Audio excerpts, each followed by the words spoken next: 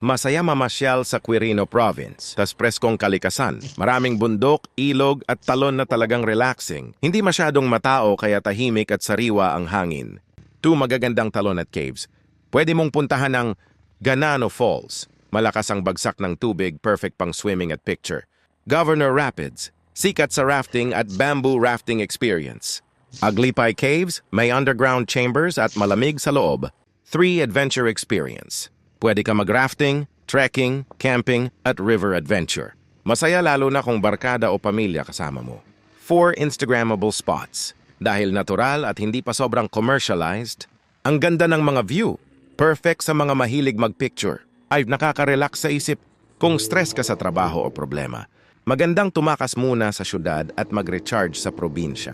Kung trip mo adventure at nature vibes, bagay talaga sa'yo ang Quirino Province. Gusto mo ba chill lang or adventure type na pasyalan?